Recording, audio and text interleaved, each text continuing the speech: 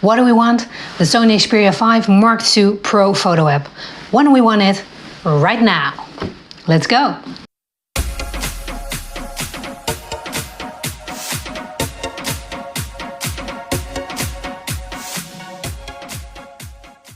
Hi there, my name is Isabella from Miss Mobile Tech, and I am going to go through all the settings of the Pro Photo app on the Sony Xperia 5 Mark II for you so you can see exactly what you can do. I don't know all the settings by heart, what they mean, but I'm going to show you anyway so you can see what you can do with the Pro Photo app. Let's go.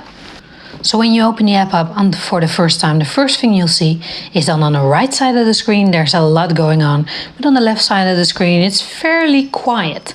So we'll start at the left side and work our way to the right side, and you'll see that in the menu there are all the things that appear on the right side. Okay, on the top left corner you have a P, and you can change this to different possibilities, which gives you different options in the menu.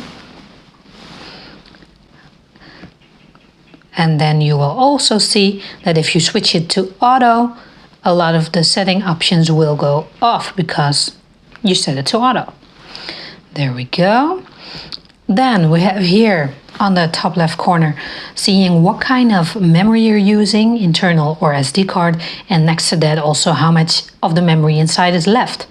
Then there's the count of megapixels you're using and in what type you're shooting. If we then go into the menu, you'll see there are a lot of options here, like shooting in file form or the RAW and JPEG or JPEG. And of course there are different possibilities with each choice you make.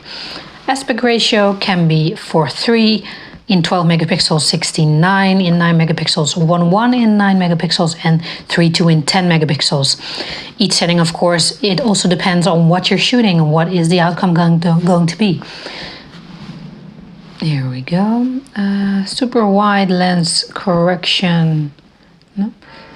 Drive mode is single shooting, continuous shooting, self timer, different possibilities. I do have to add though, if you're choosing from continuous shooting, you will have to shoot in JPEG only. When you change to RAW or RAW and JPEG, you cannot use the continuous shooting mode, which is up to 200 photos at once.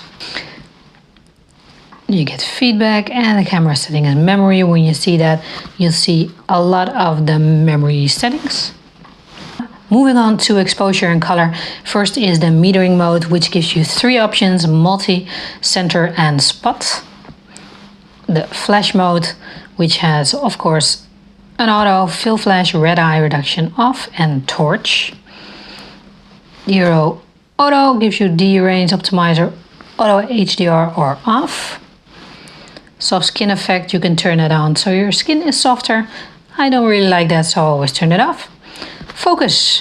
With focus you have a few options: continuous focus, single shot focus, and manual autofocus. The focus area is also either wide or center. The color can be white or red. And you can have the face or eye autofocus turned off or on. And then there are some setup options: touch to adjust. What you do when you touch, you either focus the brightness or you autofocus. Grid lines, I always have them on so I can see very good when it is lined up correctly. Level calibration is the level to calibrate your camera when you first start. The volume key you can set as either zoom, volume, or shutter. Then you have the audio signals on all or shutter only or off.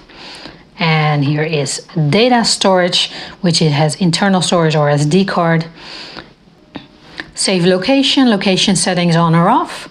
A tutorial for the camera, and reset all the settings. By the way, if you like this video so far, it would mean so much to me if you could give this video a thumbs up or subscribe, whatever you want. Would be amazing. Thank you very much. Let's go on. Then on the left side you have display, which shows you if the phone is totally right, completely right, crooked, or anything in between, and also the noise on the shot. Then you can switch here between the lens, which is the wide angle, the normal, and the telephoto lens.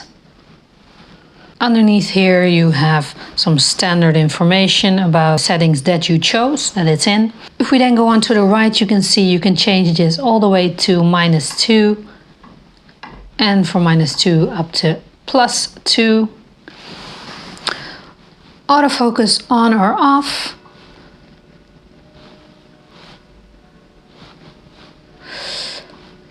What kind of shot you're willing to make. This was also in the other menu. The autofocus, single shot, manual focus. Whether it's wide or center. Like I said, basically all of these come back from the main menu. The ISO, which can go from 64 all the way up to 3200. And it has a lot of options in between. I'll put it on auto right now. We have multi-center or spot. The flash, which can go on fill flash, red eye reduction off, or torch and auto. You have a few presets already, and you have a few that you can customize. When it's cloudy, when you're in daylight, fluorescent, incandescent, shade. It can choose for itself, or you can add your own. Then you have the face eye autofocus on or off. Then you have here RAW, JPEG or RAW and JPEG. And then also the mode that you're going to be shooting in 4:3, or that it was 69:11 or 3:2. When you've changed all your settings, you can also lock it, so after that it won't be possible to change it anymore. You cannot make a photo by pressing the screen. You really have to touch the physical button on the phone. And also when you have made your shot and it opens and you still want to edit it later, you will be directed to the simple editor within your phone, so you won't go back to the Photo Pro app after you made the shot. But that is basically all the setting possibilities in the Sony Xperia 5 Mark II. So there you have it, all the settings of the Pro Photo app on the Sony Xperia 5 Mark II, all laid out for you. I hope this was helpful. If it was, please leave me a comment saying what you like or what you maybe missed.